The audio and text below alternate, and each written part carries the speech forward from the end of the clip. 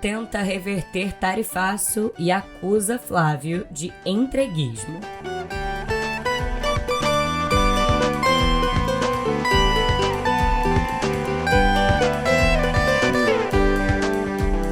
Cientistas criam célula sintética que cresce e se reproduz.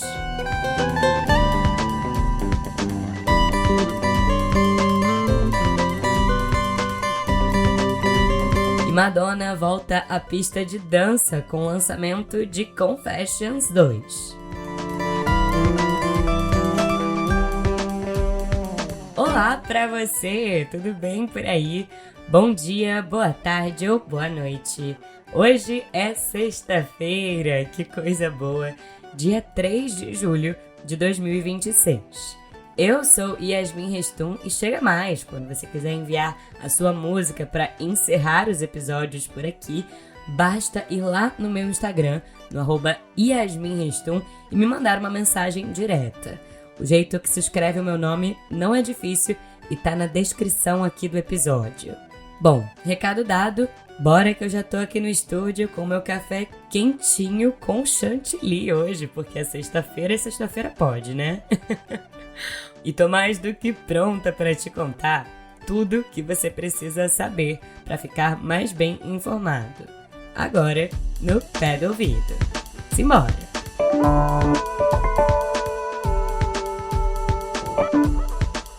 Abrindo a editoria de política, o governo brasileiro está tentando a sua última cartada para evitar o tarifaço recomendado pelo representante comercial dos Estados Unidos.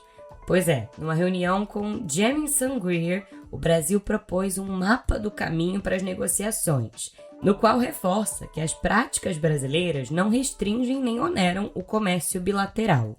O governo segue irredutível em relação ao PIX e afirmou que não vai alterar o sistema de pagamentos. Mas, ao mesmo tempo, sinalizou a abertura para negociar pontos como tarifas preferenciais consideradas desleais, acesso também ao mercado de etanol e proteção da propriedade intelectual, além do combate à corrupção e desmatamento ilegal. As negociações seguem até 15 de julho, quando o presidente Donald Trump decide se vai aplicar ou não as sanções. E sabe quem também se manifestou sobre o tarifaço, mas foi bem além no que estaria disposto a negociar? O pré-candidato à presidência Flávio Bolsonaro, do PL.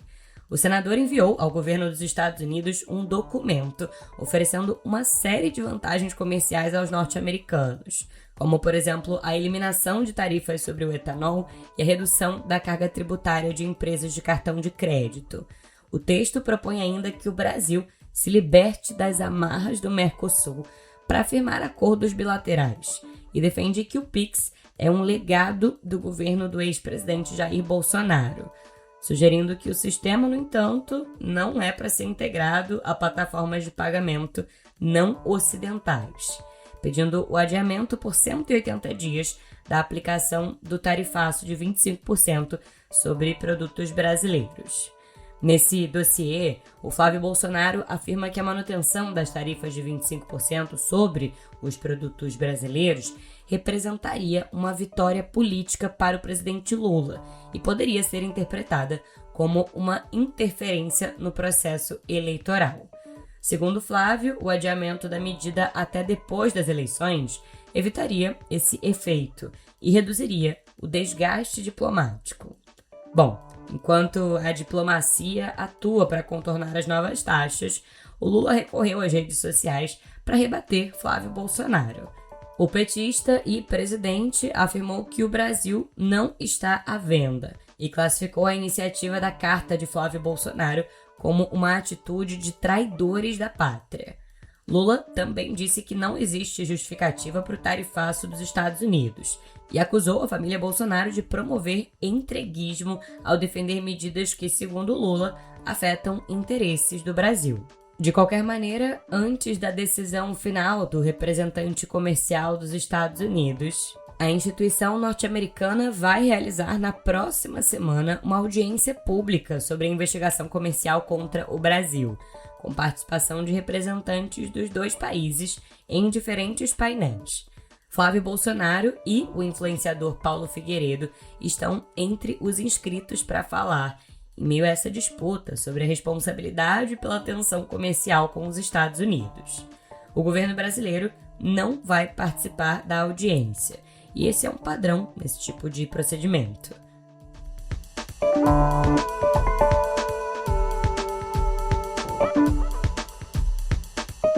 Na análise da jornalista Eliane Cantanhede para o jornal Estado de São Paulo, ela diz que a carta do senador Flávio Bolsonaro para o governo Trump, via escritório de comércio, é um desastre para o próprio Flávio, sob todos os pontos de vista, político, diplomático e até moral.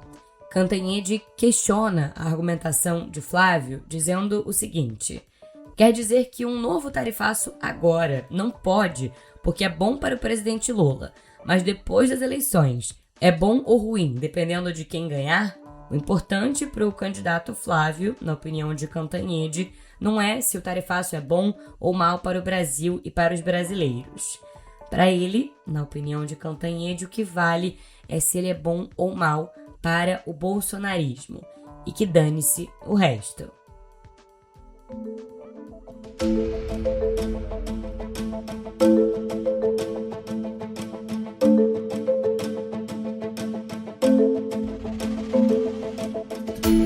Mudando de assunto, mas ainda falando da família Bolsonaro, eu te conto que na conversa entre Michele Bolsonaro e o presidente nacional do PL, Valdemar Costa Neto, que selou a saída da ex-primeira-dama do comando do PL Mulher, o presidente do partido chegou a pedir que a Michele se desculpasse pelo vídeo que ela fez sobre a relação dela com o Flávio Bolsonaro.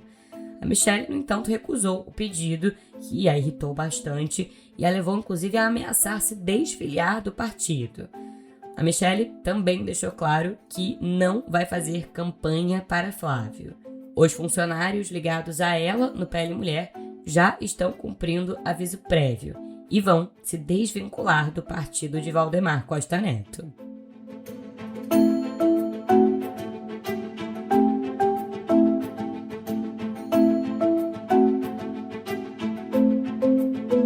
E bom, você deve se lembrar de que a Michele Bolsonaro repostou um vídeo do ex-governador do Rio de Janeiro, Antony Garotinho, do Republicanos, alimentando especulações sobre uma suposta participação do Flávio num evento chamado de Festa das Astronautas, promovida pelo ex-banqueiro Daniel Vorcaro. Pois é, mas aí o próprio ex-governador do Rio, Antony Garotinho, afirmou num vídeo publicado nas suas redes sociais que Flávio Bolsonaro não aparece nos 12 minutos de imagens dessa Festa das Astronautas. Nos 12 minutos que eu tenho de gravação da Festa dos Astronautas, repito, com mulheres e homens pelados e as mulheres com capacete, não há nenhuma imagem do senador Flávio Bolsonaro. Eu nunca disse que tinha e nem disse que não tinha. Hoje eu estou dizendo que não tem nas gravações que eu tenho. Se ele esteve e não foi filmado, isso é problema de outra pessoa. Eu estou falando do que eu digo, porque eu sou uma pessoa responsável e respeitada. Os jornalistas que falam de mim, outras pessoas, não dão nem 1% das matérias investigativas que eu faço. Repetindo, a festa existiu, estavam lá membros do Poder Executivo, Legislativo, Judiciário, senadores, deputados federais, governadores e ex-governadores. O senhor senador Flávio Bolsonaro, nas imagens que eu tenho, 12 minutos de gravação, ele não aparece em lugar nenhum. Ponto. Essa é a verdade, isso é o que eu falei.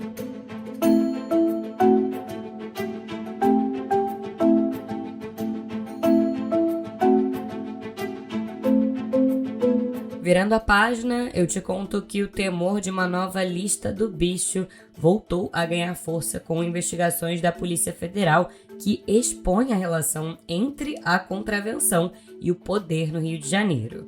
A Polícia Federal apreendeu registros com o contraventor Adilson Oliveira Coutinho Filho, o Adilcinho, com referências a supostos repasses a campanhas eleitorais e lavagem de dinheiro, além de materiais no celular do ex-presidente da Alerj, Rodrigo Bacelar, que também está sendo investigado. Esse caso ganhou um novo capítulo com a 5ª fase da Operação Unha e Carne, deflagrada ontem, e que prendeu o pastor Márcio Pôncio e atingiu Adilcinho e Bacelar, que já estão presos.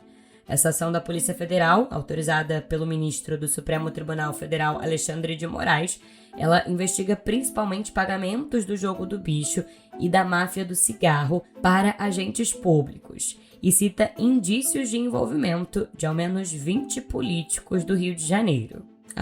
Olha, o Rio de Janeiro precisa de uma faxina pesada.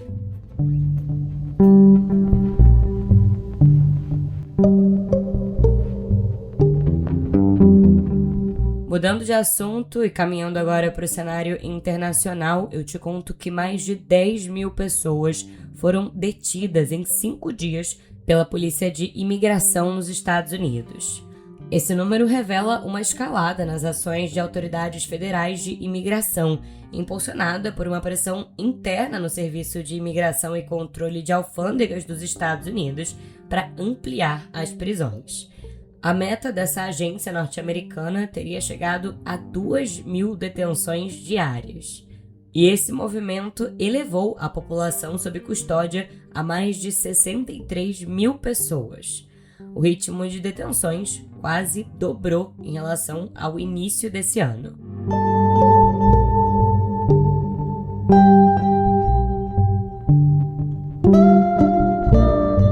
E Vladimir Putin, o presidente russo, reapareceu nesta semana depois de mais um dos seus sumiços característicos. Numa entrevista à TV estatal russa, Putin ignorou a crise interna do desabastecimento de combustível e preferiu se demorar quase 20 minutos em detalhes operacionais da guerra contra a Ucrânia, citando nomes de aldeias e batalhões com uma minúcia que a imprensa aponta como beirando o delírio, inclusive mencionando um rio que não existe na região. Enquanto isso, pesquisas mostram que 81% dos russos querem o fim da guerra o quanto antes. Tem um artigo completo que esmiuça os detalhes dessa entrevista na The Atlantic.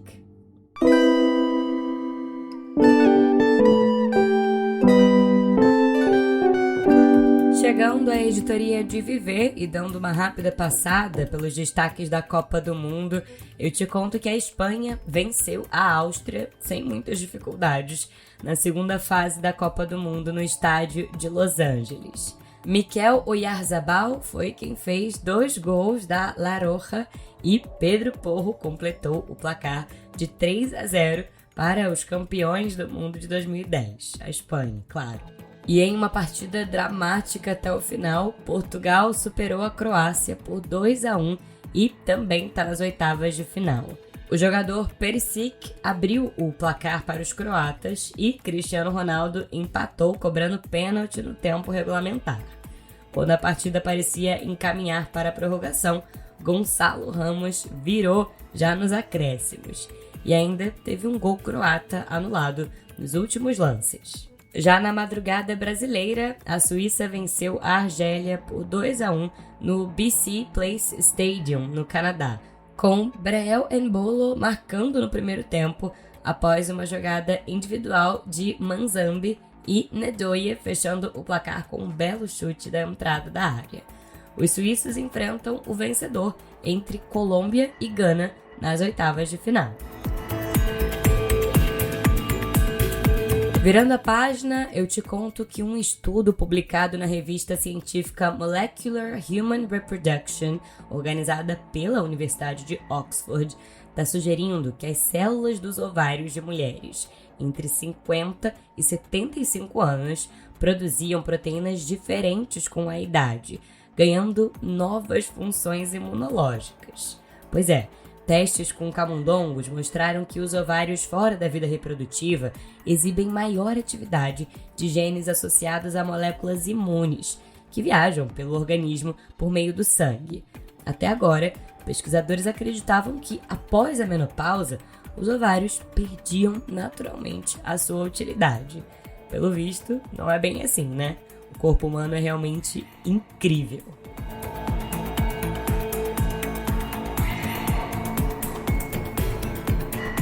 E ainda falando de ciência, eu te conto que uma equipe da Universidade de Minnesota, nos Estados Unidos, criou uma célula sintética capaz de se alimentar, crescer, se reproduzir e até competir entre si. Pois é, a bióloga Kate Adamala, que liderou essa pesquisa, evita definir as células como vivas, mas o estudo pode ajudar e muito a compreender quantos genes são necessários para uma forma mínima de vida.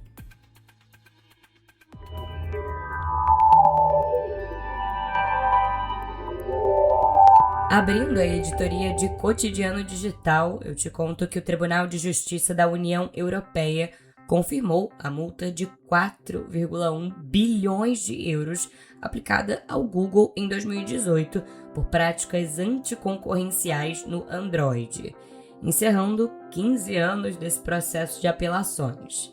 Essa penalidade, ela pune acordos que obrigavam fabricantes de celulares a pré-instalar o Google Search, o Chrome e o Google Play, impedindo sistemas concorrentes, por exemplo. Com essa decisão do Tribunal de Justiça da União Europeia, o Google acumula quase 11 bilhões de euros em multas só no bloco europeu nessa última década. Além disso, essa derrota tende a abrir caminho para novos processos. E a Microsoft anunciou a Frontier Company, a sua nova unidade de negócios focada em implementar soluções de inteligência artificial em empresas, com um investimento de 2 bilhões e meio de dólares. Essa iniciativa, a Frontier Company, conta com 6 mil especialistas e mira a base de clientes já existente da empresa. As primeiras parcerias anunciadas foram com o London Stock Exchange Group, a Unilever, a Land O'Lakes e a Accenture. 2 dias antes, eu te conto, a Amazon Web Services havia anunciado investimento interno de 1 bilhão de dólares em um projeto semelhante, e tanto a OpenAI quanto a Anthropic já lançaram iniciativas semelhantes com essa unidade de negócios de inteligência artificial para empresas.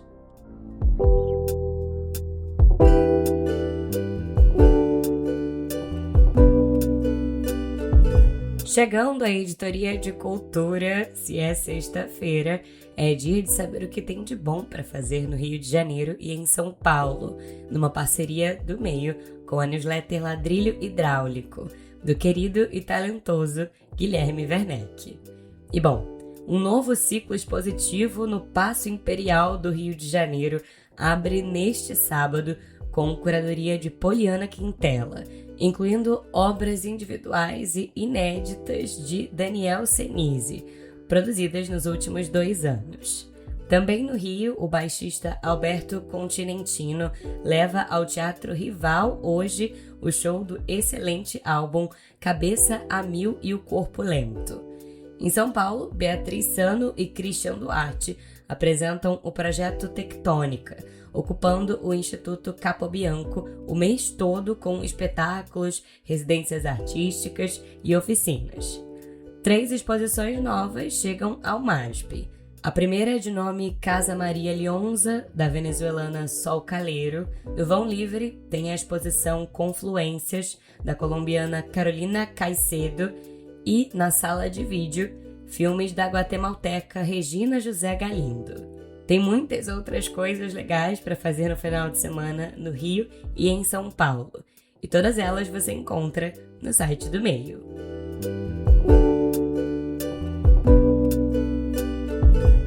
E morreu o ator, dublê e cantor japonês Hikaru Kurosaki, aos 64 anos, eternizado como protagonista da série O Fantástico Jaspion. A informação foi compartilhada nesta quinta-feira por um amigo próximo de Kurosaki, mas a causa da morte não foi revelada. O ator Hikaru Kurosaki nasceu em Osaka e iniciou a sua carreira como dublê, participando de diversas produções do gênero tokusatsu, que são filmes de efeitos especiais. Entre os seus primeiros trabalhos estão as séries Spider-Man e Denshi Sentai Denjiman. A sua participação em episódios de Choudenshi Bioman chamou a atenção da Toei Company, que foi a produtora que o convidou para viver Jaspion na série dos anos 80, que depois se tornou um fenômeno no Brasil.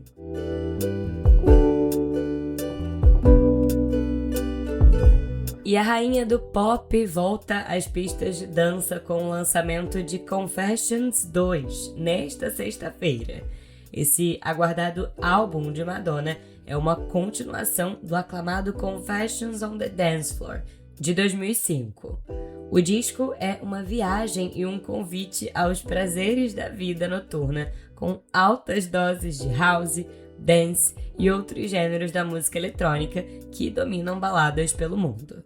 O álbum também conta com participações de Sabrina Carpenter no single Bring Your Love e do badalado DJ Martin Garrix na faixa Bizarre. Na introdução da música One Step Away, a Madonna diz que a pista de dança não é apenas um lugar, é um limiar, um espaço ritualístico onde o movimento substitui a linguagem.